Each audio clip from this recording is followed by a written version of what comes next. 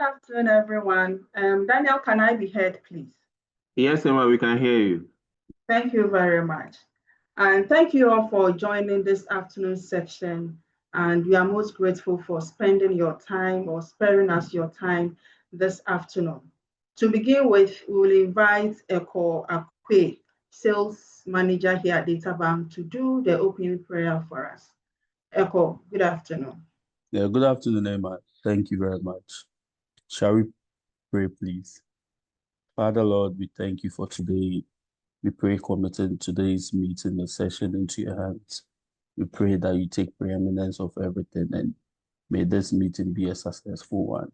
In Jesus' mighty name, have I prayed with thanksgiving. Amen. Amen, Eko. Thank you very much.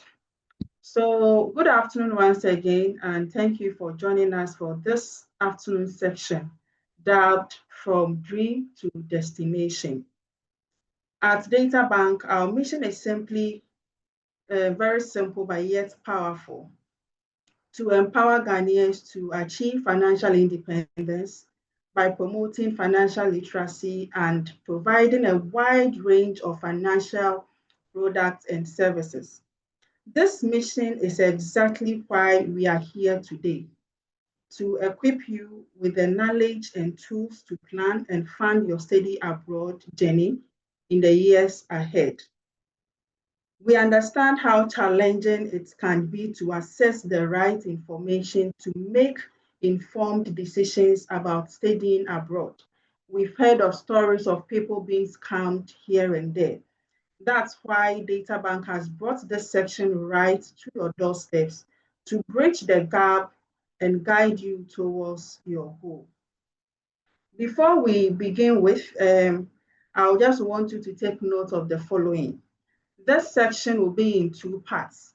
First, we will hear from QS students apply support, who will walk us through what it takes to study abroad, from choosing the right school to navigating the application process. And then after, we will also hear from DataBank, who will take the floor to discuss how to build and grow an educational fund to finance your study. And then again, the Q&A button is activated. Please feel free to submit any questions you may have concerning this afternoon section or any other question that bothers you about DataBank. Our team will be willing to give you responses.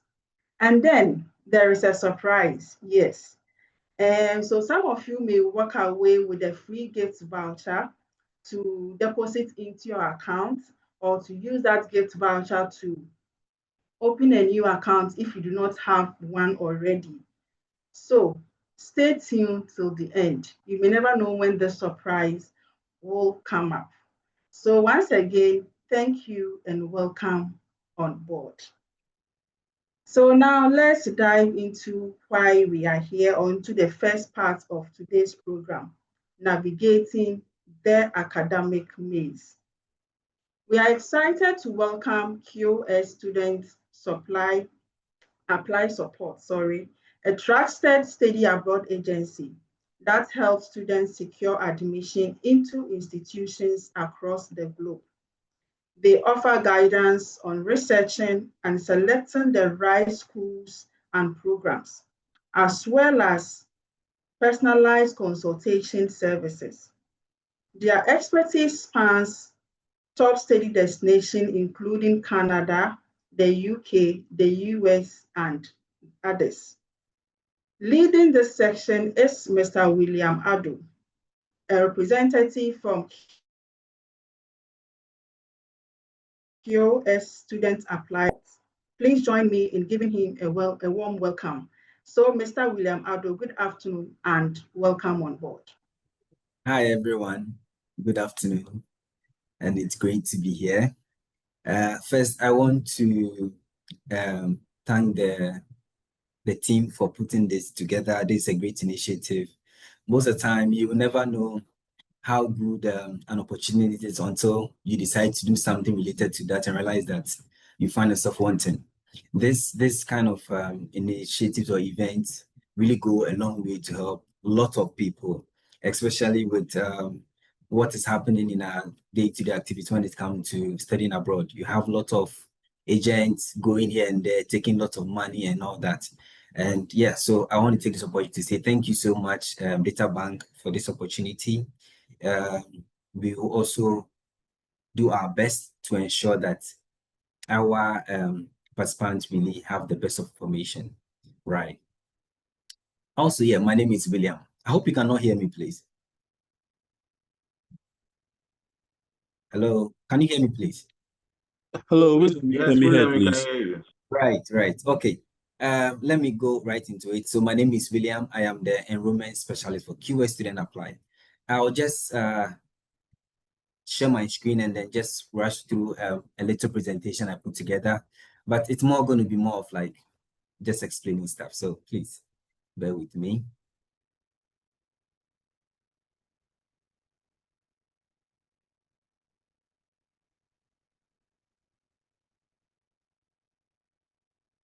Please, I hope you can see my screen, please. Yes, please. Okay, sure. That's fine. So yeah, my name is William, and then let's get right to it. So today we are just going to talk about studying abroad counseling and admission support that QS offers, right?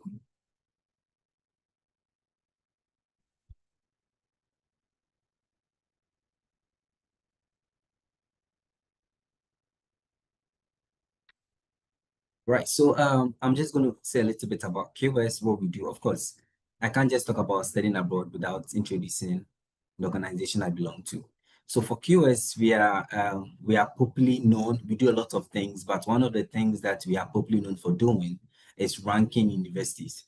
When you go online and then you want to check on universities and then their world rating and all that, and you search world university ranking, one of the top searches or results that you will get is QS, right? However, I work for the Department of QS, where we call ourselves the QS Student Apply.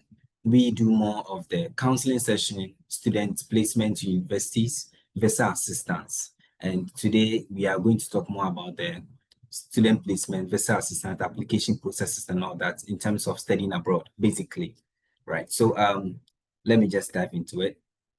So I want to talk about where we are. We are located all around the world. We have offices around Africa, in the US, in Europe, and in all the other places.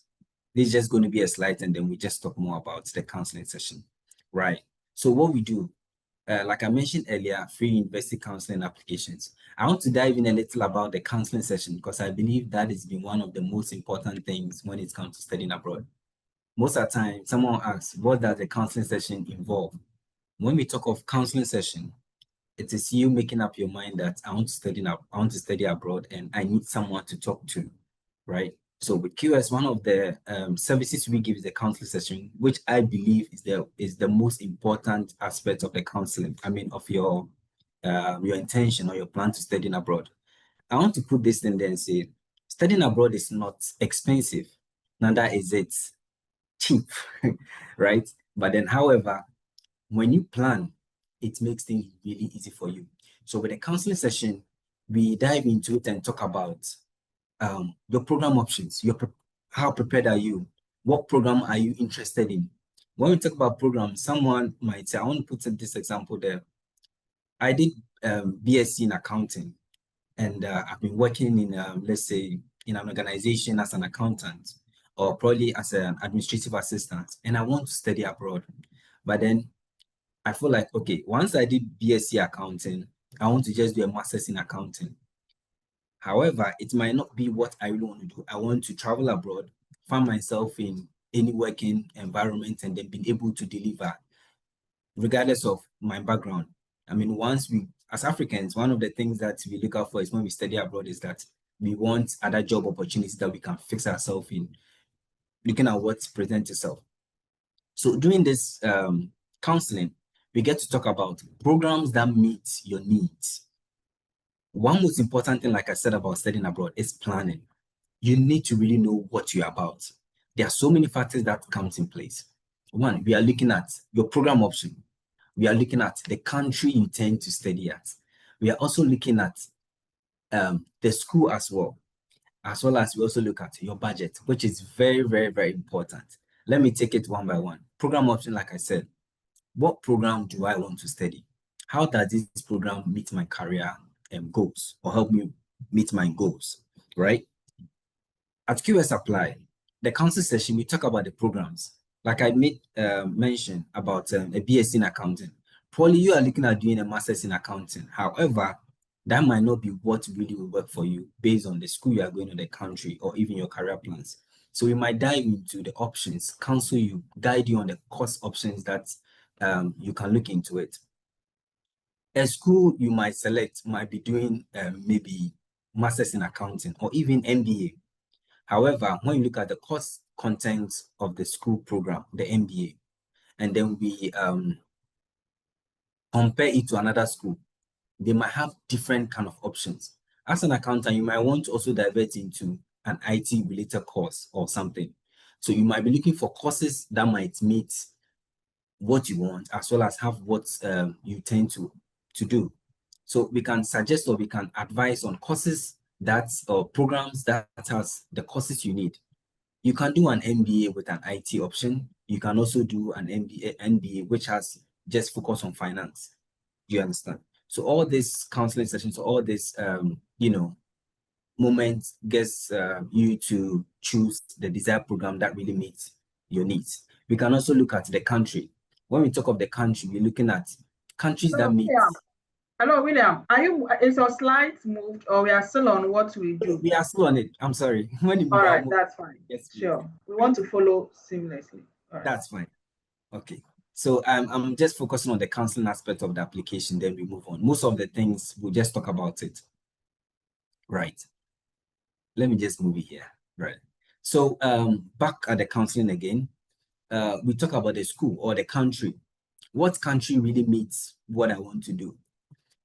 Someone say, I want to study in the US. You ask the person, why the US? They're like, oh, because I've heard that US, there are lots of opportunities there.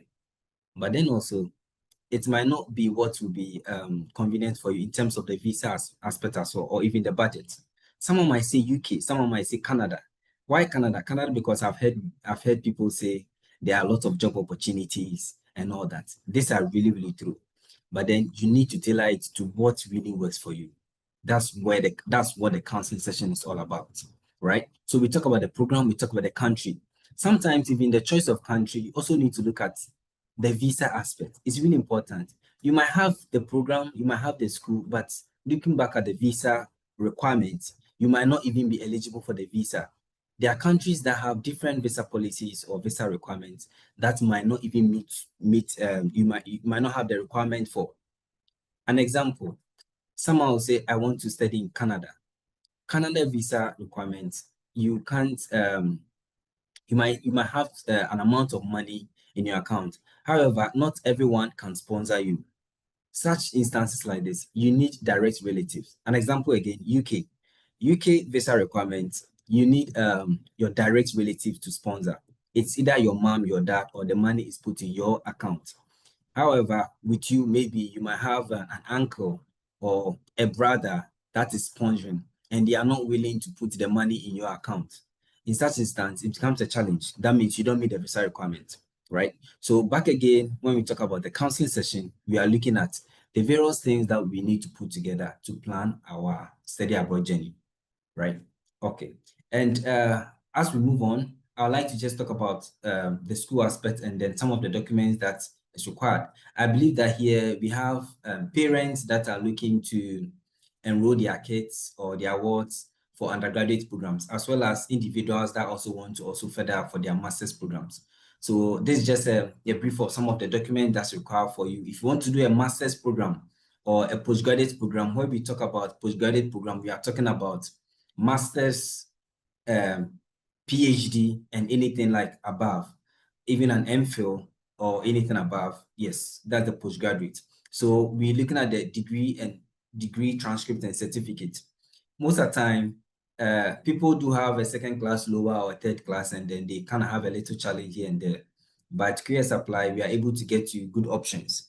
Some schools outside do not only concentrate on your certificates, they also look at your transcripts, which is really important.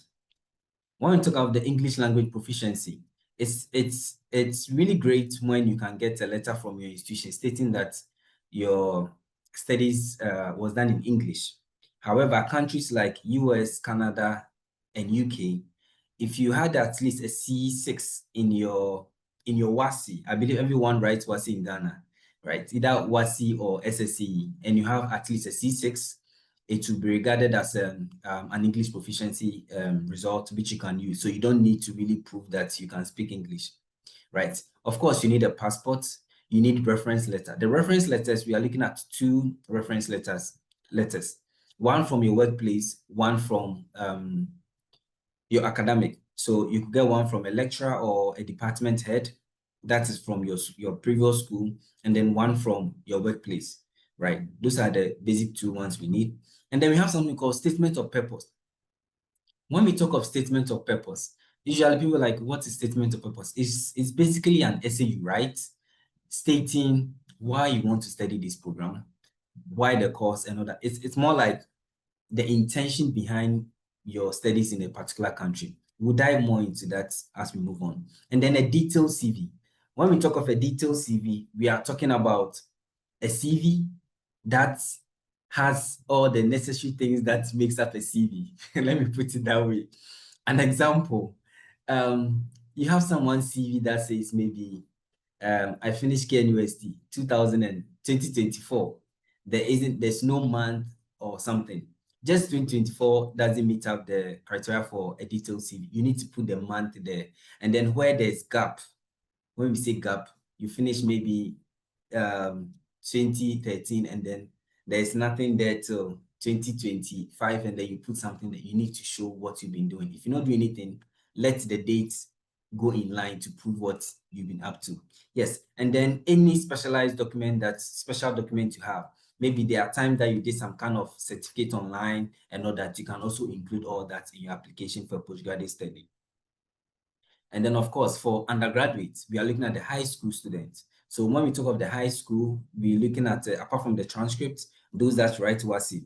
And of course, we also need to look at those that write the IG and then the IB and then the A-level.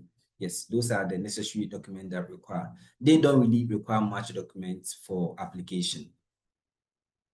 Right, so like I was saying, a brief detail about what a statement of purpose should include. A brief academic history, the reason you chose the location, the reason you chose the course, the reason you chose the university, how you chose, how your choice of course can help your career in life. These are really, really important. This particular document is really important for you as an applicant, because if you write really well, there are chances you can get high scholarships, right? When your statement is put together well, this is one of the main documents you need if you are really looking for some scholarships in various universities across the globe, especially the UK, USA, and Canada. If your statement of purpose really, really makes sense, please. And I would advise that you try as much as you can not to use AI tools to write your SOPs or your essays. Most schools now find it really, really, really, really as a big deal. Should they find out that you wrote your SOP with a tool or AI tool, it's either they withdraw whatever it is and you can't even apply to that particular school again. That is how deep the situation is with AI, using AI tools to write your SOPs. With QS Apply, we help you with all these things. So you don't necessarily have to go through that. Just talk to us, write what you can write, and then we'll go through with you and then put it together in the best way possible. All right, so back to the tips. I think I've mentioned that a bit. We can move on. Right, so you might have some, one or two things that pops up. So I'm going to use these questions to also say what I can have. Okay, what should I study? Right, it's still basically about the counseling. Like I said, counseling session is actually one of the main things that you need to do when it comes to studying abroad.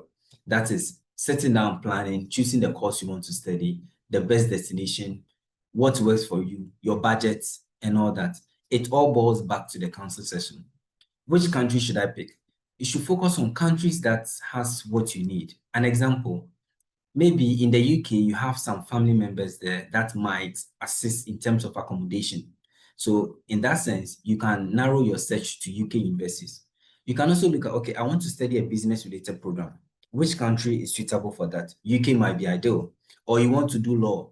When it comes to law studies, UK is ideal for mostly West African students or Ghanaian students. Studying law in the UK is quite ideal because of, how shall I say it?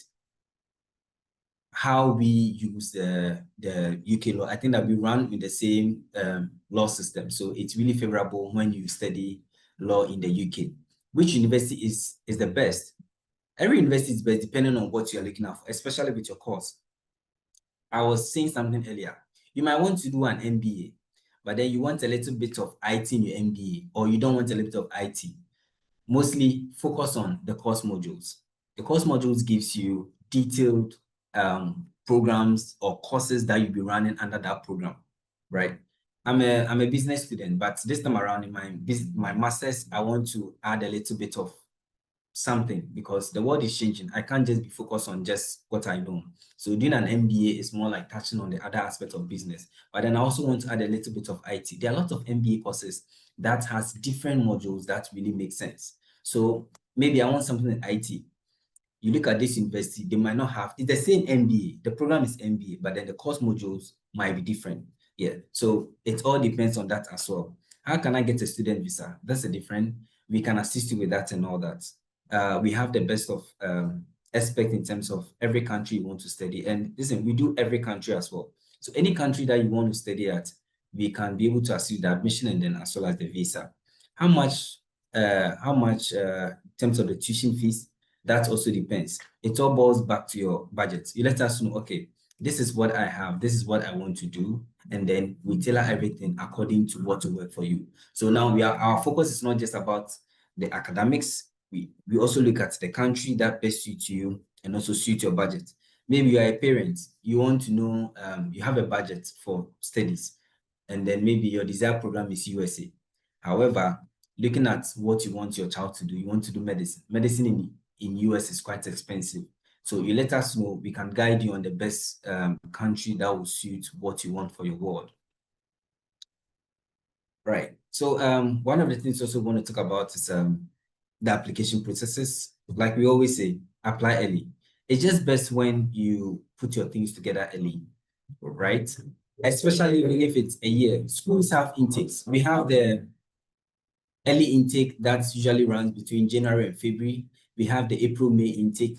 We have the fall, which is the August-September intake. And then we have some schools that have the November intake, especially for Australia. With Australia, you can easily get November intake. See, so when you make up your mind, maybe I want to study next year by 4 September, I believe that this is the time you start putting things together because you are in September. Usually when you plan a year, it works. What course do I want to study? Which country suits what I want to do based on the program I want to study? Which country do I think I'll get enough support from? Right? Sometimes, like I said, when you have someone in a country and then, okay, you know that going there, have someone I can say, okay, put me here and there, or maybe assist me in terms of accommodation and all that, right? And then we have research. You really have to research. But yeah, QS will help you with that. You need to have to research based on what you want to do. Sometimes, I was saying this earlier, a student would like to, you are from maybe a business background, let me focus on accounting. I like accounting because I usually talk to a lot of students from accounting sector. But you only did maybe a BSc in accounting and you want to travel abroad to study and you want to do something different. And probably you don't have much information. So your focus is on masters in accounting. If you come to me, I will advise, where do you want to find yourself? You want to travel and then be able to work all across in any organization that you find yourself. So you don't limit yourself to accounting. However, you could try something like an MBA where you touch on other aspects of business and then you can specialize in another sector, right? So you need to go deep in this kind of stuff. It's really a life decision. Studying abroad is not, it's not something you just stand up and then you say, I want to study abroad. You need to really research. Like I always say, your program, your country, also focus on your budget as well. And also the visa requirements, where I know that I have the necessary requirement for visa. In recent times, USA has been a challenge when it comes to visa. Some students travel all the way to South Africa or other countries to apply for visa. And then somehow, unfortunately, they don't get, and then they come back to Ghana. That is a waste of funds, if you ask me. You see, if we plan and then we know where you are and your readiness to a certain country, we can advise, okay, whilst why don't you focus on this country that meets what you have at the moment and all that will suit, and then will also meet your budget, right? So plan your funding and research scholarships. With QS, I'll say we don't have fully funded scholarship, but we have a number of institutions that give good funding or partial scholarships and discounts on tuition fees all across our institutions. We work with over 400 institutions, so we definitely get something for you, but we don't give fully funded scholarship, right? And even as a student, if you want to study abroad, I don't think your focus should be on scholarship, right? Usually when it comes to scholarship, it limits your research and then what you can do for yourself. Rather prepare yourself, and then when a scholarship comes in, it becomes a plus for you. You are able to save more. If I go according to my budget and then, however, somehow I get a scholarship, I feel like it rather helps me, in the long run than just focusing on the scholarship, and then when I don't get, I go back to square one and then I have to start all over again, right? So you decide on universities early. We are here to assist with that. We have over 400 universities that we can assist with, right? And then the right program as well, of course. Our counseling team can assist you with the right program that will meet your needs. Right, these are some of the universities that we work with. We have, like I said, over 400 universities, but this is just a mix of US and UK and Canada, just to give you an idea of where we are and what we are looking at. Right, so this is just something put together. Average tuition fees in the various destinations that you might want to study at. There are instances where these tuition fees might even be way lesser, right? Or might even be higher, depending on the program that you are interested in, right? Right. So in the counseling session, like I said, we are able to assist you in the best destinations or choose the universities that will meet your budget. Right, so a little bit also about QS. Usually when you ask more questions, we're able to tailor the whole answering to what really meets your needs. Right, so over 400 plus universities across 24 destinations, free counseling. Our services are absolutely free. There's no hidden charges, and we really like to put ourselves there as an organization that seeks to help you achieve your goals with no service charge. QS, as we are known as an education organization that seeks to assist individuals in the best ways that we can. So we even have what we call the QS Impact. That is more of our yes, just bringing giving back to society. Yeah, that's one of the things we are popularly known for. So we don't have any hidden charges anywhere. You just have to be ready and then let us know what to work, and then we assist you with that. Right, so these are just some little info about some destinations. I tailored it to about four destinations. Right, so USA, when it comes to quality of education, everyone knows USA. It's one of the destinations that they have a number of universities, and their program options are really diverse. They fall in line just like the UK. An example, Canada is great when it comes to courses, but the diverse programs, you might not get such programs, programs in Canada. An example, in UK, you want to do international relations. UK can give you options like international relations with security, international relations with diplomacy, international relations with law. However, a country like Canada, you might not get that kind of diverse programs, right? So when it comes to tuition fees as well, people argue that Canada is affordable, and of course it's affordable. However, I also need to look at the course duration. A country like UK, masters is just a year, paying averagely about £13,000. Canada will give you two-year program for masters, paying about average of 15,000 Canadian dollars. Together, we are looking at 30,000 Canadian for the 2 years program. If you convert that to the pounds, it feels like it's the same, right? So yeah, all these things really also counts.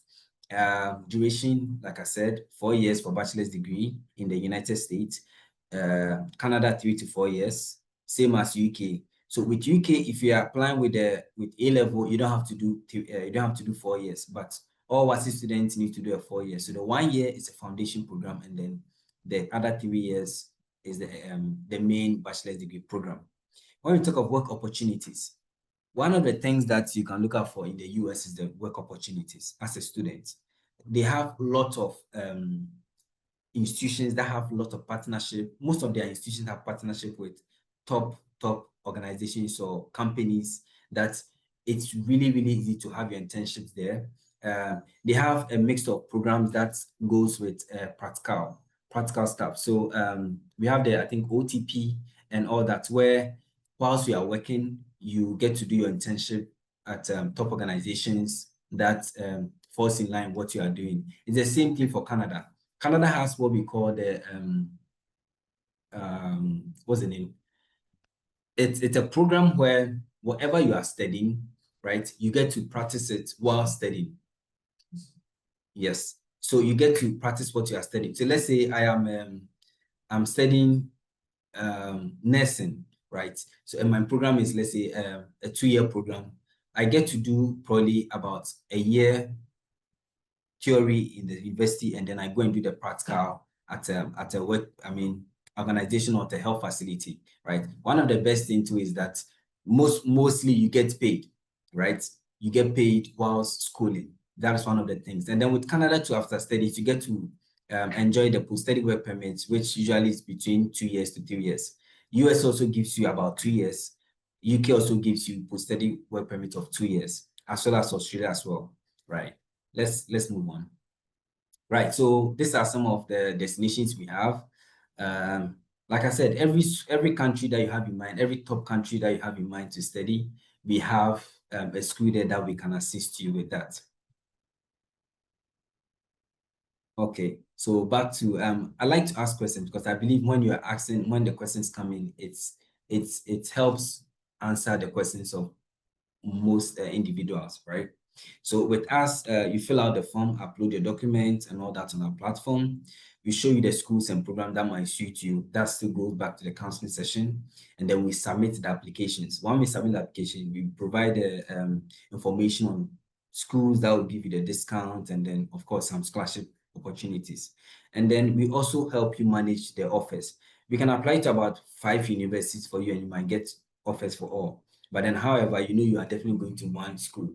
So we look at the various options you have, and then we advise on which one will suit your needs, right? And also, of course, we assist with the visa and then accommodation and all that for free. All these assistance are for free. And then, of course, you go to the university of your dreams. Okay, so I want to share a little bit, if still time permits me, just some student stories that maybe might interest some of us. Moderator, I get to play a video, right? Yes, if it's not lengthy, you can. Hold on. Sure. If it isn't lengthy, you can play it for us.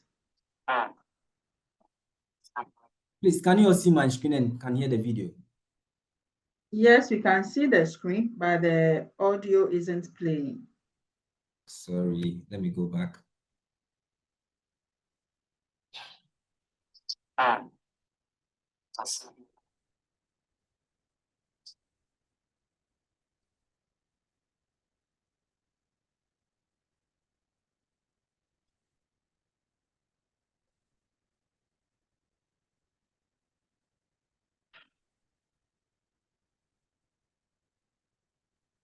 I don't know if it's only me, but I can't hear him. I can see his lips moving up and down. Not but I hear can't him.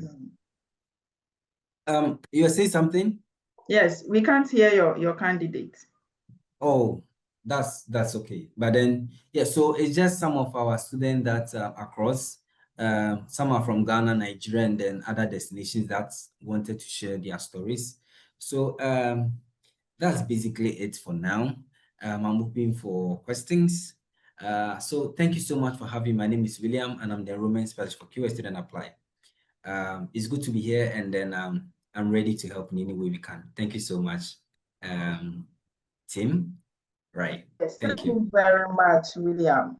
This is very insightful. And I wanted to make room for questions, but there are a few in the chat. I'll just want you to give a quick responses to them. Then we can move on. What grades do I need to get to have an admission to an undergraduate program with WASSCE? Okay, so you can hear me, right? Yes. Outside university or studying abroad, most universities have certain criteria that are sometimes way beyond the African criteria, right?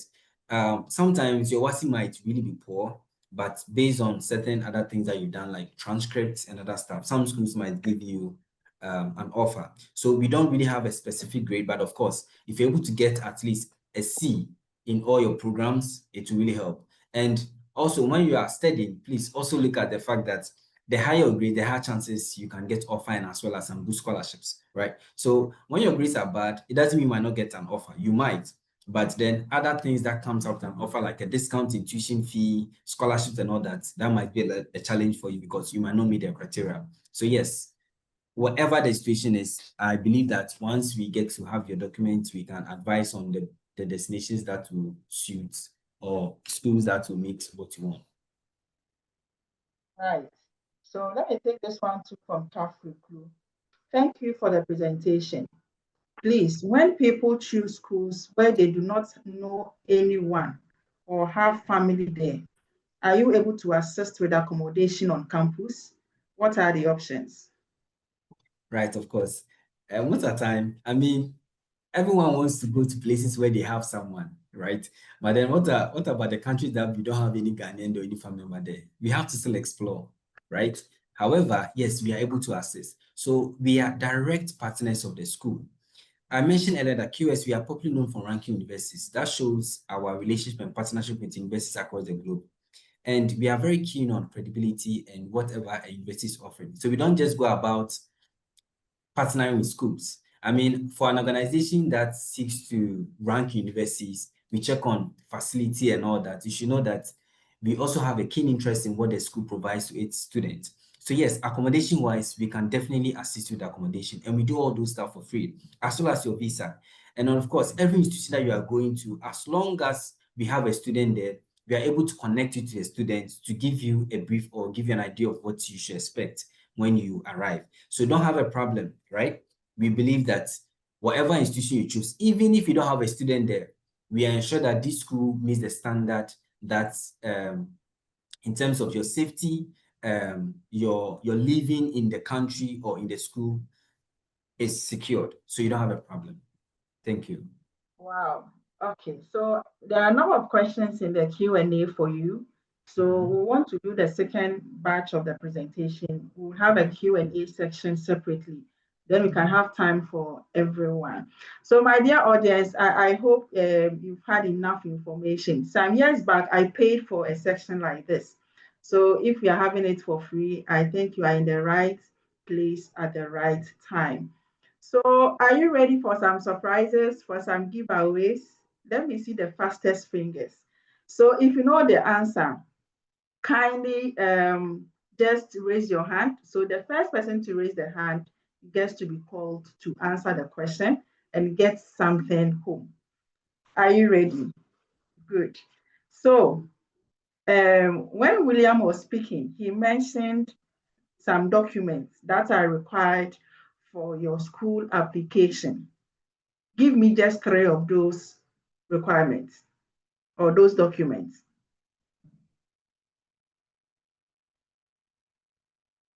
Ooh. All right. So Danny, would that be Esther, or that will be the last person on my list? Hello, over here I see Dennis Efrige. Okay. All right. So Dennis, you can unmute and give me your response. Hello, can you hear me? Yes, Dennis. Okay, so the documents are your SOP, your transcript, and your school certificate. All right, so well done. You have a gift voucher of 50 Ghana cedis to deposit into your investment account. We'll reach out to you after the program. So please lower your hands now. Lower your hands. Then the next question. He also mentioned some components for your personal statements. He mentioned your statement should contain certain elements. Give me two of those elements. Who goes? Isaiah. Isaiah, please unmute. Okay, so you need the reason you're choosing the location. Isaiah, we can't hear you. Oh, sorry. Can you hear me now? Please, a bit louder. Can you hear me now? Yes, please. Okay. So you need a brief academic history and the reason why you are choosing the location. Thank you. Thank you very much. So it means my audience are very attentive in class. They are paying attention to whatever we've been discussing. You've also won yourself a 50 cedis gift voucher. We'll reach out to you before the program ends.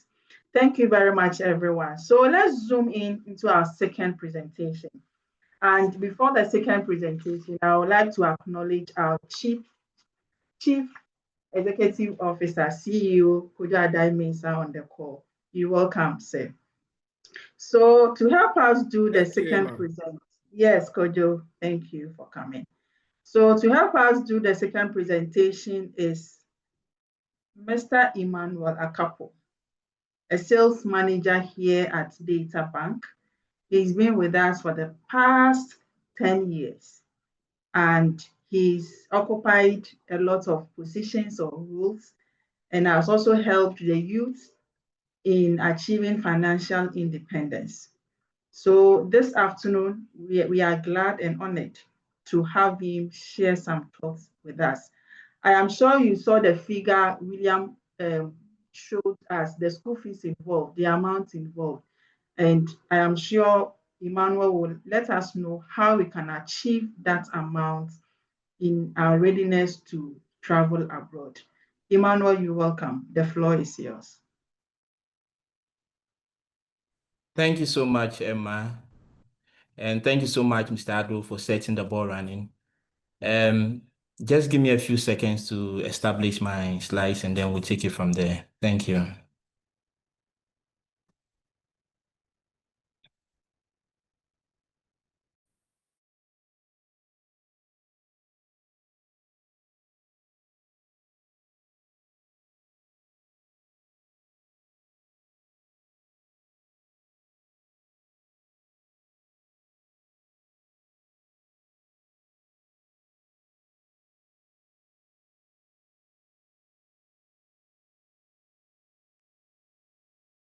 Okay, so good afternoon, everyone, and thank you for joining the session today. Okay, Daniel, confirm if you could see my screen.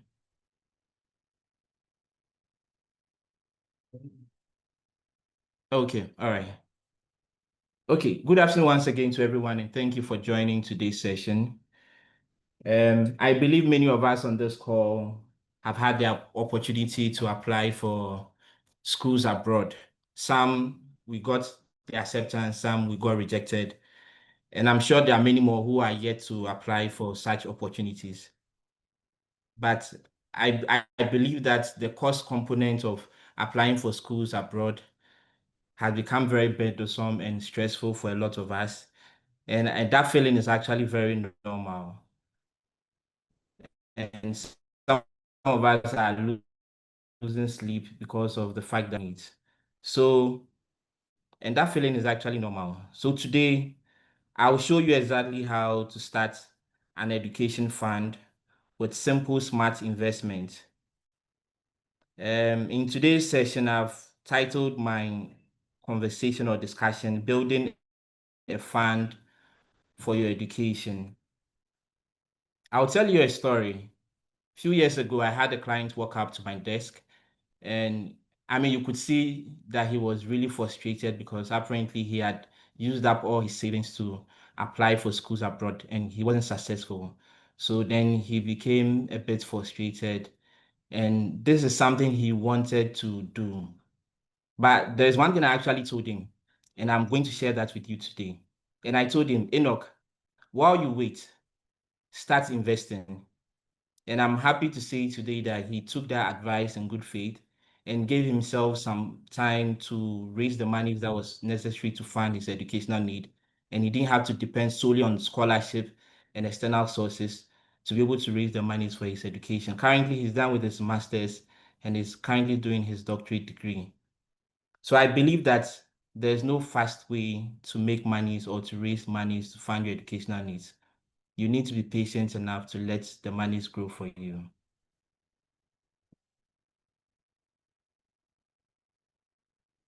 Okay, so the agenda for today, I would first explain what educational fund is, because we all need to be on the same page in understanding what an educational fund is. I'll walk you through the steps we need to build the educational fund, and then the right investment vehicle. You can have the destination in mind, but I mean, sitting in the wrong kind of vehicle may not take you there in good time. So you need to know the right investment vehicle that you need to take to your destination, and then we'll open up for the Q&A session. So what exactly is education fund? So simply put, is the dedicated savings or investment account that you set up specifically to cover the cost of education. And I want to believe that educational expenses currently is on the rise. So you need to have a dedicated plan more than ever. Otherwise, you would end up wallowing in loans and debts and going to people you don't even want to go to just to borrow monies to fund your educational need. So you need to have a plan. Make sure you specifically set up an educational fund to help you meet this goal or dream you have in mind. Now, there are a few costs that comes with funding your educational needs. You may want to consider the fees, the accommodation that goes with it, the food, books, the travel expenses, and some of the expenses that are unforeseen now. But when you get there, you would have to spend towards some of these things. So the plan, we all need it, and you have to be intentional about it. Okay, we need to be very intentional about it. Now, what are some of the benefits of building an educational fund? I'll tell you. It provides a clear roadmap. Okay. So it's okay to have a dream to want to school abroad, but it's not okay to let that stay as a dream. Okay, you need to bring it into reality. And how do you do that so that you don't become overwhelmed? You need to be able to set up a fund, have a target for the fund. You need to have an idea of how much it will cost you to fund your educational need. That is the first step you need to take.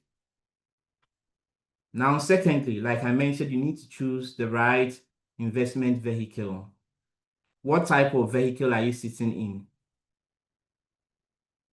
When this happens, it helps you to walk out of school without stress, without debt. There are people that finish school abroad and they have no loans or debt to pay. When the acceptance letter also arrives, you quickly can say yes because you are very confident and you don't have to panic because the funds are readily available to fund the educational needs.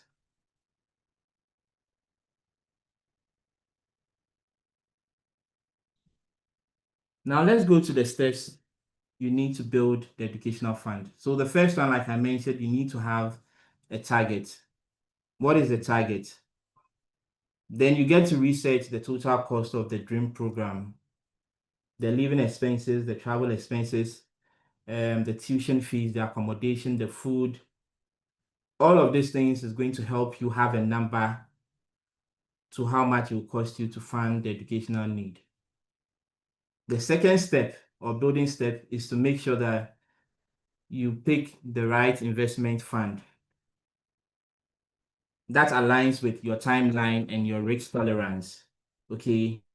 If it's going to take you 5-10 years to raise that money, you need to stay the time to be able to raise the required amount to fund your educational needs, because that becomes the engine that grows your investment. And the last thing I would mention as step is to be able to automate your investment. And it's actually the key successful investing. I mean, you need to stay consistent when it comes to automating your investment, because that is the only way you're able to grow your investment so that you can be able to fund the educational need. So you may want to put it on autopilot so that at the end of that 5-year period, you are waiting to have the right amount. By that 5-year period, you've been able to achieve the right kind of amount you need to fund that educational need. Now we'll take them one after the other. Set your fund target. So the very first step is to set a clear, steady, and broad goal, and then define your fund target. Do a research about the country you want to go to. Just like William mentioned, know the kind of program you want to do, because this is crucial in calculating how much it will cost you in total in funding your educational need abroad. Now, once you've been able to figure that out, then you create a financial target. Now, that's the final number. That final number you have might look a bit huge because of the fact that you need to factor in quite a number of things. But then the goal is not necessarily to be able to raise all the money if you cannot, but then you could pick one of the items or two and then raise the necessary amounts that would help you fund for them.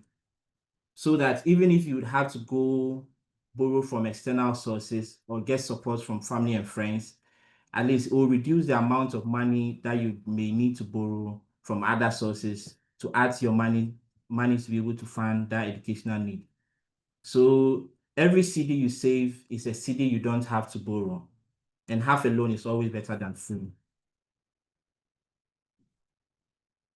Okay, so we'll take a case study. In this example, we are looking at a school in Canada. And you are planning to probably do an MBA. Okay. Now, these figures you are seeing were directly taken from the website of the university. So these are quite accurate numbers you see there. Now, the program tuition is costing us a little over 600,000 Canadian dollars. Accommodation, almost $6,000. The living expenses, that's about a little over 3,000, almost 4,000 Canadian dollars. So that gives us a total of, let's say, almost $36,000. Now, if you want to do the conversion to Ghana cedis, that's about 316,000 plus. And that looks quite huge. And I'm sure on our minds, a lot of us will be asking, how are we going to be able to raise this monies to fund our educational needs? As we are not getting support from anywhere. But like I mentioned, you may be getting support from elsewhere, okay? But you personally need to know how much of this amount you will have to do by yourself. Okay, if you're able to figure that out, then you decide to cover, say, at least 50% of the total cost of your financial target. And that will bring us to about 158,000 thereabouts.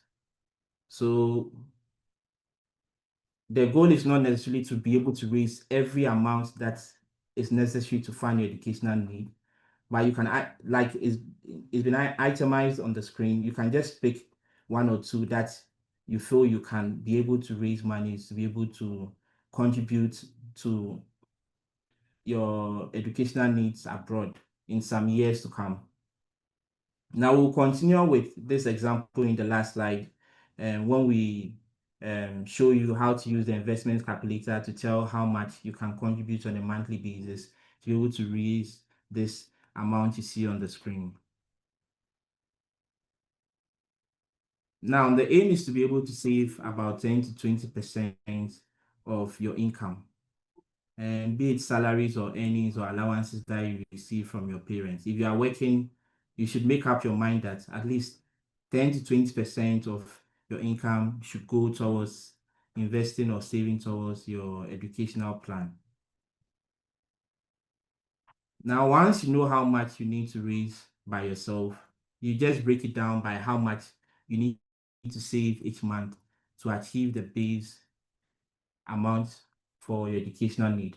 And like I mentioned earlier, the aim is just to try to be able to fund not all, but maybe some parts of the educational need that needs to be catered for.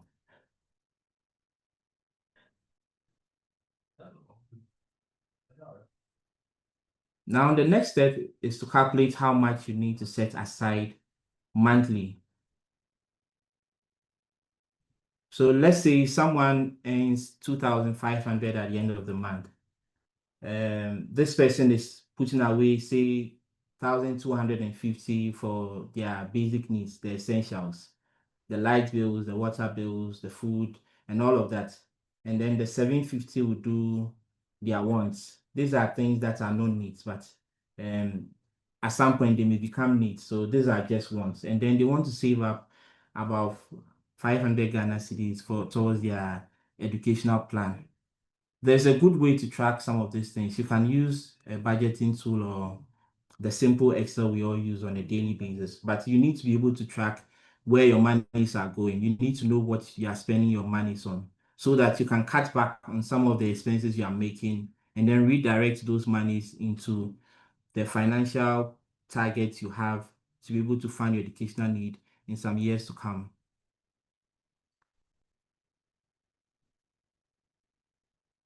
Now, choosing the right investment vehicle. After setting up the educational cost targets, the next big thing to look at is what investment vehicle you need to get into.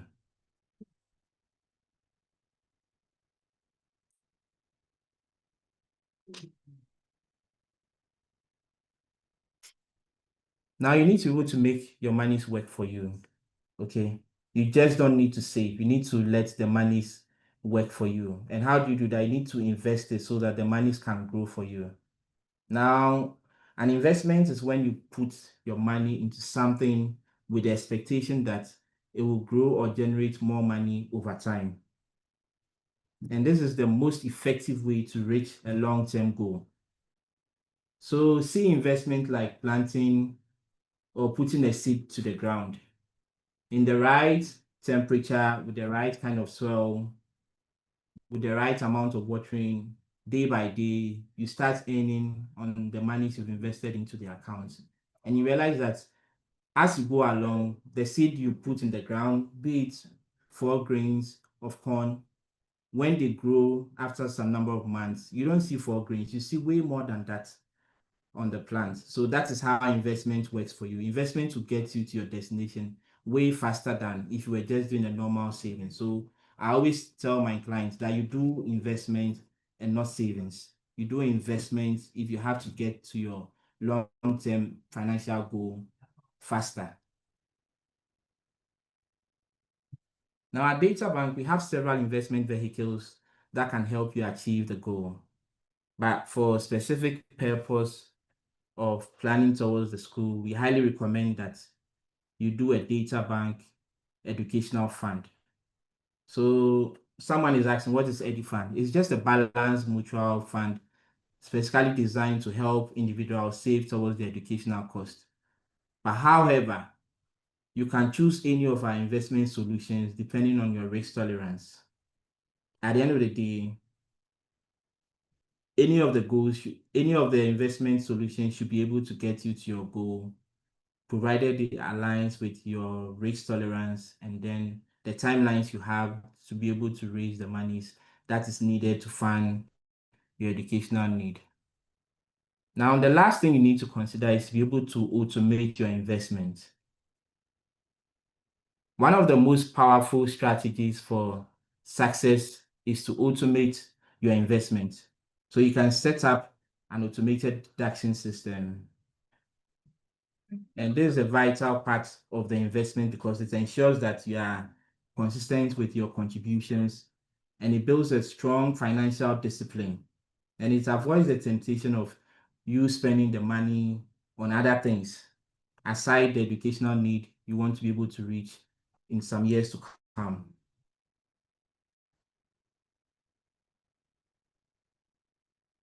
The earlier you start, the less you need to invest to reach your goal.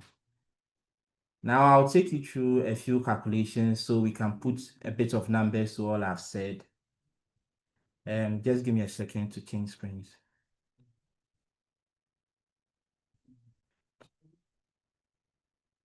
Okay. So in one of the slides, someone wants to attend university in Canada. And then the amount they have to raise is a little over 300,000, about 316,000 thereabouts. So we want to know how much you need to save or invest on a monthly basis so that you can be able to realize the targeted amount you've set for yourself. This calculator, you find it on our website and it's very friendly and easy to use. So come with me as I show you how to do the calculation. Okay, so the target is 315,000 Ghana cedis. Let me put it here as target amount.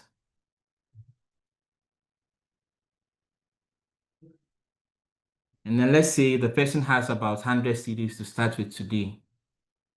That's just about the minimum. Now he wants to give himself, say, 5 years to be able to raise this amount of money. The average annual return, let's just peg it at 10%, just using the treasury bill rates currently. But we should understand that returns are not guaranteed. So, but just for the sake of the calculation, we'll assume that it stays 10% over the 5-year period. Now let's calculate. Now on the right hand of your screen, you get to see the results. So on a monthly basis, this person would have to contribute a little over 4,000 Ghana cedis. And I'm sure someone will be wondering, at the end of the month, how much do I take home as salary? So how am I able to pay as much as 4,000 cedis every month to be able to raise this goal? But then there's a smarter way to go about it, and I'll show you in the second illustration. But let's finish with this. So this person contributes 4,000 on a monthly basis. Now the total contribution at the end of the 5 years would amount to 246,000 thereabouts. And then the interest they'll be making is about 68,000. So if you add that to the 24,600, it means that they're able to raise their 315,000. That is only if the annual returns stay at 10%. But let's consider someone giving him or herself, say, the next 10 years to be able to raise this targeted amount. So remember the 4,000, okay? Remember the 4,000. Okay. If the person has to wait for a 10-year period, it means that on a monthly basis, they have to do 1,500 thereabouts. At the end of the 10-year period, okay, their total contribution is going to be 189,000. And then the interest they make is around 125,000. If you add that to the total contribution, it brings us back to the end balance. But like I mentioned to you, the goal might not necessarily be to be able to raise all the amounts needed to fund the educational need. You may have support from elsewhere. You may have scholarships that may take part of the tuition fees and all of that. So you can take an item or two on the cost of things that are needed to fund your educational needs, and then you can plan towards it. Now, let's say somebody is saying, okay, I may not be able to give you 1,500 on a monthly basis, but I want to do by myself a certain amount on a monthly basis. You just hit on click end balance. Okay, that changes the screen. So maybe this person wants to do 500 Ghana cedis on a monthly basis. Their starting amount is, say, less 100 Ghana cedis. They want to wait for a period of, say, 10 years at an average return of about, again, 10%. So at the end of the 10 years, their total contribution will amount to 60,000. And then the return they'll make is about 40,000. So that brings them to about 100,000. And I'm sure this amount is able to take care of at least 2 or 3 items on the list of things you need to consider when you have to fund your educational need. So make sure you are doing something for yourself. Whether you get the support or not, you need to start doing something for yourself so that even if you have to find other sources by borrowing, at least it reduces the amount of borrowing you have to do when the opportunity comes to you. And I'm happy to share that starting tomorrow, investment is automated on your mobile money wallet. So you're able to do a direct debit instruction on your mobile money wallet so that on a monthly basis, deductions are taken out of your mobile money wallet into your investment account at Data Bank. If you didn't start investment last year or yesterday, today is the second best time to start investment. Thank you. This is awesome, Emmanuel. Thank you very much for throwing more light on this. And to our audience, I'm sure someone is just beating himself to say, why didn't I start early? It is still not too late. And if anybody has told you that studying abroad is cheap, it isn't. A lot goes into it. And then again, education has no limits. So irrespective of your age, you can start now, plan something for yourself, and then comfortably japa, if I should use that word, comfortably japa without owing anyone back home. So thank you so much, Emmanuel. And then again, it is another thing making money. It's on another level maintaining the money. And it's also on another level multiplying money. So if we really want to further our education, either for yourself, for your ward, we need to start now. So the investment calculator is in our chat. You can play around it and for you to see how ready you will be in the future to undertake or to study abroad. It is a dream. That is everybody's dream. If not for you, for your kids. Everybody will want their kids to study outside. So when they come down, you see, me too. If I couldn't go, my ward had the chance to do so. So this is our moment. This is our chance for us to change our stories for ourselves and that of our children. Thank you so much, Emmanuel. So I will also give room for 2 questions, if any, on the subject matter, so we can move on. All right, Michael Nyame, you can kindly unmute and ask your question.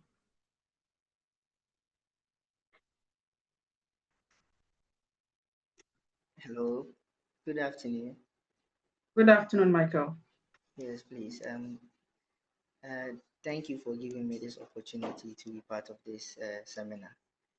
It's an educative one, and we don't take these kinds of opportunities lightly. My first question will be to ask Mr. Emmanuel concerning his presentation. I saw in the monthly contribution and then also starting principal, and then there were 2 different amounts. So I want to know, or I want to understand the difference between them, because when it comes to investment, I know that the money that you are starting with should be the starting principal. So I want to know how much. So I thought maybe the starting principal would be the monthly contribution that you start the investment with, or the deduction or monthly deductions that you start with.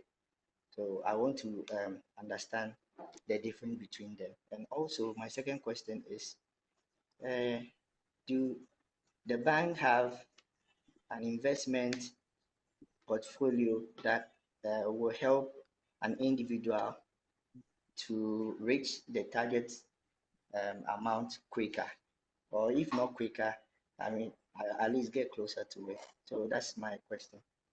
So I want to understand, please. Thank you very much for having me. Okay, so thank you for your question. I think the first one, you wanted to know the difference between the starting principal and then the monthly contribution. So the starting principal is the amount you want to start your investment with. Okay, maybe you have a certain amount saved up, which you would want to use to start the investment. So if it could say be 1,000 Ghana cedis or 2,000 Ghana cedis, but then I use the list, say a 50 or 100 cedis, so that everybody is encouraged to start an investment and not wait till they have so much before they can start an investment. So if you happen to have so much, then you can use that to start the investment. What that does for you is to be able to reduce the monthly contributions that you would also be making into the investment account. So if you have a good amount to start with as your starting principal, it reduces the amount you contribute on a monthly basis to that investment. It's going to be high if you are going to be starting from zero, but it's always better late than never. So you need to start now. And then about your second question too, there are so many options or investment solutions at DataBank that can help you meet that financial goal you want to set for yourself. But would like to profile the clients in question because we need to know what they have in mind. We need to have a good understanding of how much they need to raise. We need to know how many years they want to wait so they are able to raise the said amount. We need to know how much of risk they can take. So it's after we've done all of these things that we can tell which of the funds may best suit the client's needs or which one would get the client closer to their objective. I hope you get it. So we don't sell one product. We don't have one product for all. No, we would need to profile you, know your timelines, know the risk tolerance because we are all not the same. Some people are conservative, some are very aggressive when it comes to investment, and some are on the middle belt. I mean, they are balanced. They want a little of that and a little of that. And all of these things are considerations we need to put in place so that we know which product will best answer the need of that client. I hope I've been able to answer your question. Yes, very much. Thank you very much. Thank you, Emmanuel, and thank you, Michael, for your question. Let me also call Adonis Kweku Fuseni. Good afternoon to everyone, and good afternoon, Emmanuel. Thank you so much for such a comprehensive education. My takeaway is that whilst you wait, you invest. I have one question. It is similar to that of, I don't know, the earlier person that asked the question. For example, some of us started our investment before the government did some accounts, the haircuts. So I was operating two accounts, the M Fund and then the EPAC. Now I didn't touch it. I just left it because the returns was not so good as at that time. Now my recent checks show that it has appreciated a lot. In fact, there's now value for it. So now in one of the accounts, I have like 100,000. So now with the calculator, if I say I want to go head on and invest 100,000 for 5 years upfront, because probably some of us who might not get the money monthly, it could be quarterly. But on a start, you have like 100,000 that you want to start with. I want to know how that one can be done, so that maybe in 5 years' time, how much it will take you Then my second question had to do with the fact that if you are applying for a school abroad, are your investments kind of securities or guarantees that you need to indicate to the schools that these are the investment that I have, or these are the investment that I have that from which I could use to finance myself. I don't know whether you get the question. Maybe you have about 2 investment plans. Can you use those investments as your I don't know whether they call it collateral or security, financial securities, that for the school to understand that you have investment on which you'll be relying upon to finance your education. Thank you. Okay, so about your first question, yes, you can actually use a lump sum to start the investment and then decide not to do a monthly contribution. I mean, you are not held bound to do so, but I would encourage that you do a monthly contribution because that is what will help the money grow much faster for you. Okay. Like I mentioned to Michael, okay, there's a lot of profiling we need to do about the said client to know what their risk tolerance is, to know how much time they have to wait for that money to grow for them. So yes, we would find the right products for you, but we need to also do all of these KYCs to understand the client before we can recommend any of the products to them. About the second question, where you wanted to know, please help me. I think I lost the second question. I was like, I have maybe 2 investment plans that I've invested over a period of time, which Okay. given me. I think I remember the question. Uh-huh. Yeah, so you can use any of the products at DataBank to meet any need. You could basically go in for M Fund and use M Fund to meet your educational need. You could use a B Fund, you could use an AC Fund, you could use an EDI Fund. At the end of the day, we only get to this point if we've been able to tell which of them best suits the financial goal you have. Okay. Okay. Yeah. Thank you. Yo. Interesting. So we'll get to call you and then we'll have conversations backstage and then we can help you in the best way we can. Right. Thank you so much. I think I am enjoying the section. I don't know about you. So before I come in with another surprise, can we all try the investment calculator just to give you an idea?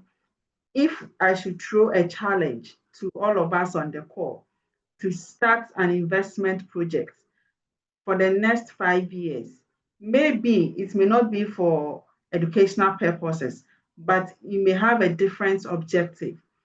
You can use the same investment calculator to calculate it to know how much you need to put aside for you to achieve X number of amounts. So I want all of us to pick our phones and then try using the investment calculator.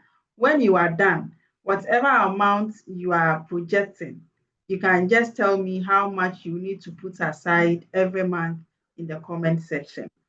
Shall we? In the next 2 minutes, right? Whilst I ask William to go through the questions in the Q&A and then prepare himself for the Q&A section so we don't run out of time. I want us to be done before 4 p.m. So like 3:55, we should be done. So we don't waste anybody's time. So you can kindly glance through the question, add about, put 2 or 3 together and give responses to all of them. So my dear audience, my dear participants, I want to see your responses using the investment calculator. And then again, if you are in for this challenge I am throwing to you, you can just say, I am in the comment section. We'll contact you and help you build a better future for yourself. Christmas is coming. New Year will follow. What are you doing for yourself? If you don't have the money, don't know how you're going to spend it. You can even raise an objective, an amount for yourself in the next 3 months, and we'll be able to achieve it together. Right. So Let me ask these few questions and then we'll zoom into our Q&A sections whilst I wait for you to give me responses in the chat box. All right, so the fastest fingers. Whilst Emmanuel was speaking, he gave 3 steps to setting up an educational fund. What are they? Hello, Alfred Sapon. Hello. Hi. Hello. Please, can you hear me? Yes, I can. Yeah, so the 3 steps were, the first one said to set a steady abroad target. The second one said to choose investment fund. Then the last one to automate our investments. Wow, thank you very much. Mr. Akapo, did he get it right for you? All right, so Alfred, congratulations. You also won yourself a 50 cedis gift voucher. Actually, he did. Yeah, you did. Thank you very much, Alfred. So you are paying attention in class. My next question, what tool was used in the demonstration to determine your monthly contribution? Hi, George. Yes, please. It was the data bank investment calculator. Thank you very much. Have you tried it yourself? Hello, George. Have you tried it or you are yet to try it? Yet to try it. I was about going to try it when the question came. The question came. All right, so try it and give me your response. Thank you so much. You've made the section very interactive. And so let's zoom in. I have one more. That person, be on standby. You close the section with us with that question. So we just want to zoom in the next 5 minutes. The questions we've received so far, we try to give responses to them. Please let your questions be centered on what we've presented to you so it can make meaning to those of us who came in late. If you deviate, I'll pause you. So let the question be centered on what we've learned this afternoon from the first presentation to the second presentation. So, William, are you set? Hi, yes, I'm here. Right. So if you've picked some of the questions, you can give us the responses to them.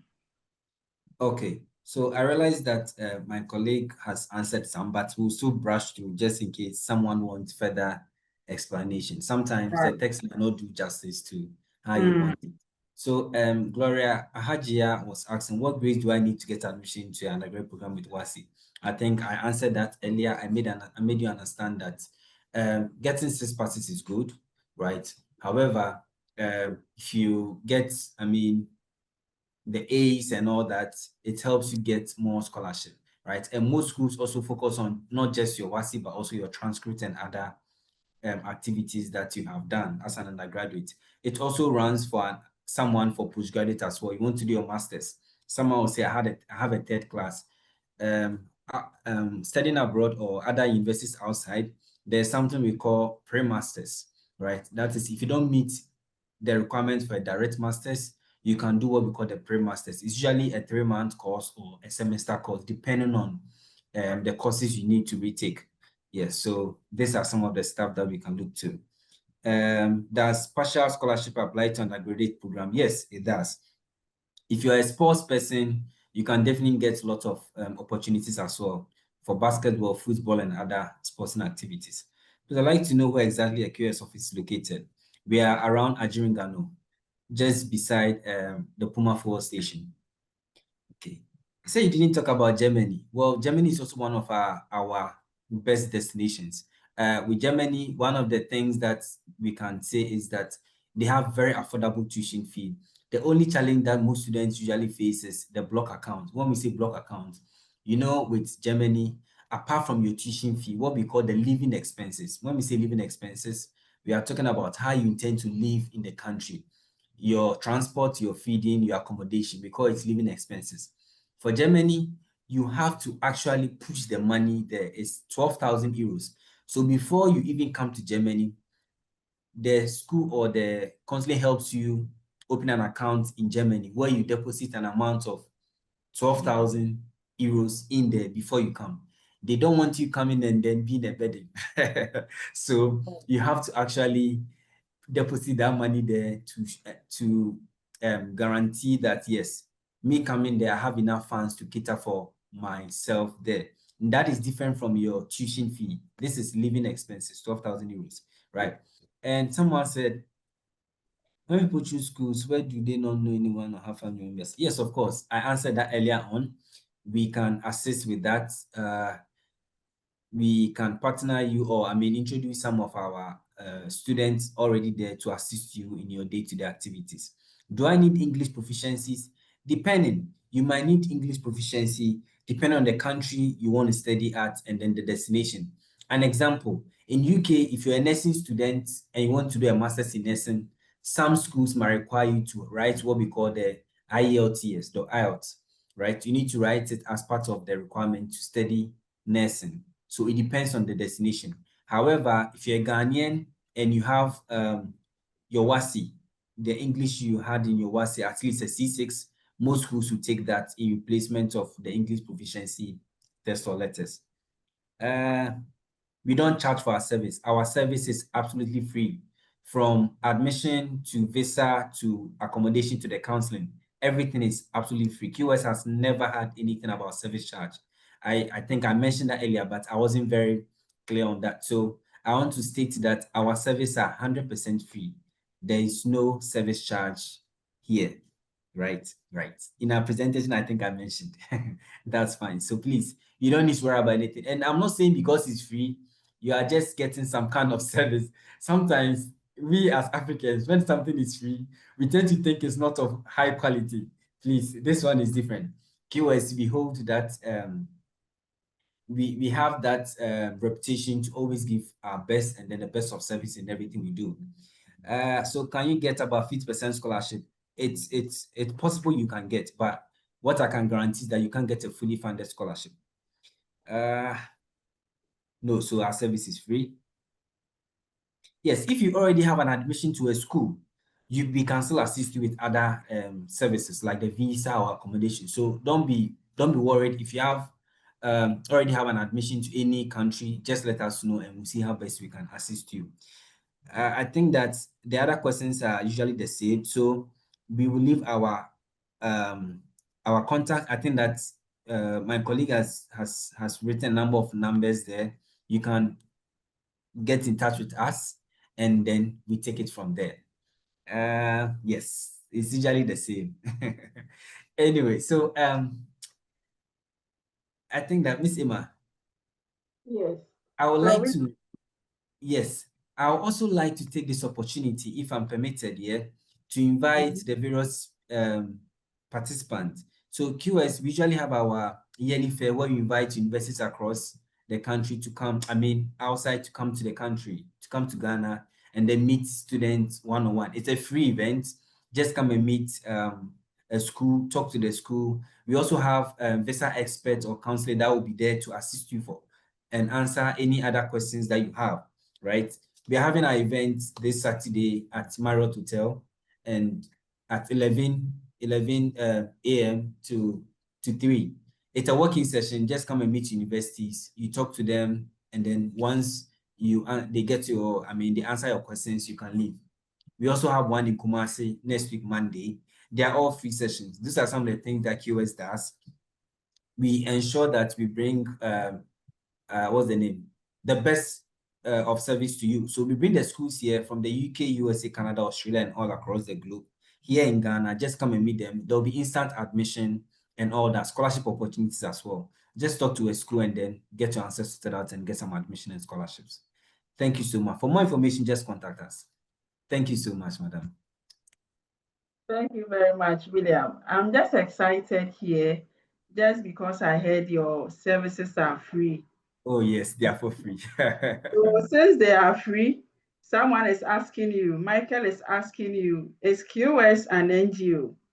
If not, how do you maintain the company and pay for their expenses and employees if they don't charge for their services? Right. This is something we always hear, and I mean I understand. Of course, if it's free, where are you getting your funding from? Yeah. So it's important to know that QS is a very big organization. I mentioned earlier that the QS Apply is just a department of the QS itself.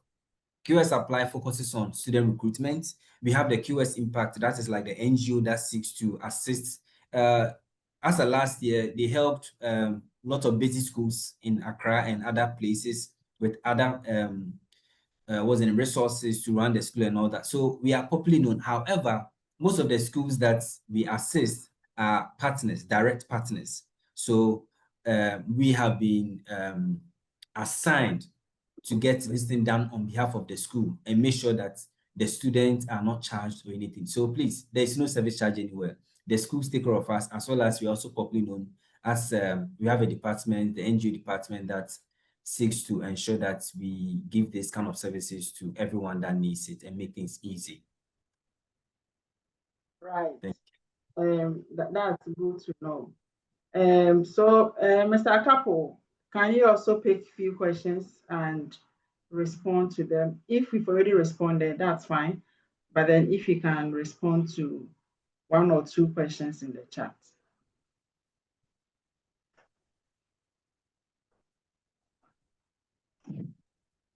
Thank you very much, Emma. So in concluding, like I mentioned to that client that walked up to me a few years ago, while you wait, start investment now.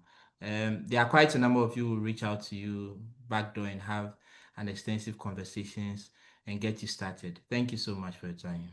Thank you, Emmanuel. And so before we go, can I have one person to summarize what he or she has learned from this section? Because we can't come for a seminar and then leave. We don't want it to be like business as usual. So can someone give us a summary of all that he or she has heard or his takeaway, so we can call it a day? Yes, I have Priscilla. And I have George, so I will let the two of you speak. Right. So Priscilla, you can take the floor. Okay, so thank you very much. I've learned so much in this short session. I think the first thing that I learned was the fact that before you apply to a school, there are lots of research that I have to do. I don't just have to be in the unknown. I have to make sure that I do my research so that even with a particular course that I want to do, there are countries that would help me make good results of that course. And then the second one is also that I need to save financially. I have to start preparing myself so that I'm not surprised like the other person who came to Emmanuel in the office and he was sad, or because his funds, he had used all his savings. So there are ways that DataBank can help me to prepare financially for this, for applying and then for my financial needs as well. Awesome. I appreciate this. Thank you very much. Hello, George. Yes, thank you for the opportunity to. Okay, this has been a very interesting section, as my sister has already said. Today I've learned that QNS students apply there's school application of full student study abroad consultation and applications for students across the world and to universities, over 400 universities across the world as well. And also I've learned that you have to prepare very well before you start your process so that you may not get stuck along the way. And funding education abroad, as they said, is cheap, but not that cheap. So DataBank also comes in to help us save towards our goals of studying abroad. And it is also advised that at least as a human being or as a person, you should be able to save from 10% to 20% of your income. And DataBank has policies, investment policies that can actually help us do this with their investment calculator and automation processes. We will be able to achieve our study abroad goals. Thank you. Thank you very much. Thank you very much, George. And we are also delighted to know that at least someone went home with one or two thoughts.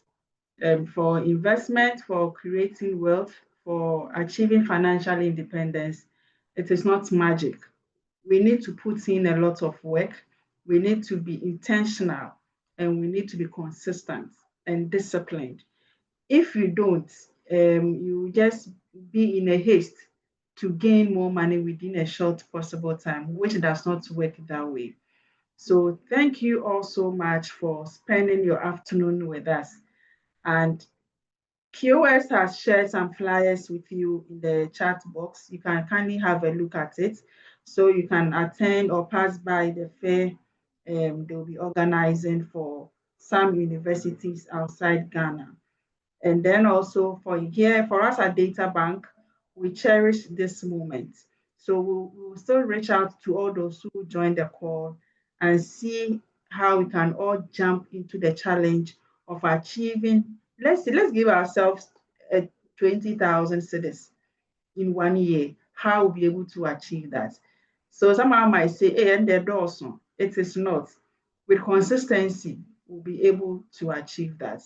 You can also decide to say, on my 40th birthday or 30th birthday, I want to gift myself this amount. So use that amount as a base, as your projection, and let's all achieve this financial independence together.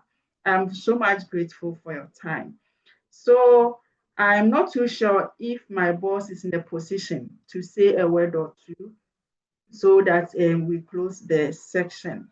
Kojo, please, are you in a position to say a word or two? Okay. Hi, Emma. How are you and how is everybody? And thank you all for putting this together and sharing the knowledge. I've been sitting here listening attentively. Congratulations to QS and to Akakpo as well. I think this is a very, very important session that we've just gone through. As Emma said earlier on, back in our day, we used to pay for this when we used to call it COMSO. I don't know, QS, do they still call it COMSO? William? Well, I don't know. And so that's the 80s. Yeah. It shows you my age, by the way. Sorry. So we're doing our COMSO in the early 80s, yeah. And it was all physical. You know, you have to write. You go to USIS to go and take some book, and times have changed, man. It's a different ball game. But the most important thing is funding, and I think this combination is perfect. While you are looking for scholarships, as William said, most schools won't give you a full scholarship, so you need to also build. But one thing I always try and tell people is when you decide that you want to go to school, you want to upgrade yourself and go for higher education, you don't decide in January and think that, oh, then by March, I should be going to school, or by June. Then you find yourself going to borrow money and then you are making hasty decisions. It doesn't matter if you take 2 years to plan getting a higher education and executing it properly.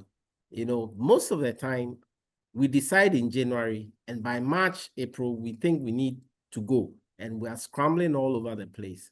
I hope with what Akakpo has shared and with what QS2 has shared, you will understand that you already have your first degree, the second degree or the third degree or the tertiary degree, terminal degree, whatever it is you want, you can get it. You have time. I don't have time. I'm retired now, but most of you have time. Don't rush it.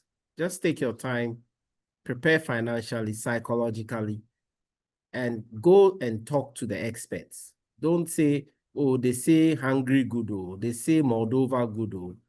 Go and talk to the experts and they'll give you the proper advice. On that note, thank you very much, everybody. Thank you for those who organized it, Emma, Capo, Daniel, the whole team, Cameron, Benedicta, everybody. I really, really appreciate this. Thank you. Ciao. Thank you very much, Kojo. Thank you so much. Interestingly, I think I've enjoyed today's section, but unfortunately, Priscilla is asking if there is refreshment Priscilla, there will be, I'll give you the invites backstage, okay? And then also, you're also asking of our offices. We still have offices, yes. We have 11 locations. So Cape Coast, Tema, Oforidua, Kumasi, Takoradi, Sunyani, Tamale, Wa, and then Takwa. So wherever you find yourself in Ghana, we are just a phone call away. So you can also call the head office on 0302-610-610. And wherever you are, we'll be able to direct you to our nearest office. So yes, we are still in operation and it's still the solid data bank we all know. Thank you all very much for making this section a success. We do not take it for granted. And based on your participation, when you go to QS, tell them you are coming from Data Bank and they will give you an exceptional service. So I will invite Eko Akwe to do the closing prayer for us. All right. Thank you very much, Emma. And on behalf of Data Bank at QS, thank you very much for everyone who joined today's session. Shall we pray, please? Father, Lord, we thank you for today. We thank you for making this session a success. We thank you for all the knowledge that has been shared. It's our prayer that whatever that we've received today, we'll put them into practice and they'll be beneficial to our lives. In Jesus' mighty name, have I prayed with thanksgiving. Amen. Amen. Thank you very much, Eko. And thank you to everybody. Have a lovely afternoon. See you again next time. Bye-bye. Bye. Thank you so much. Bye.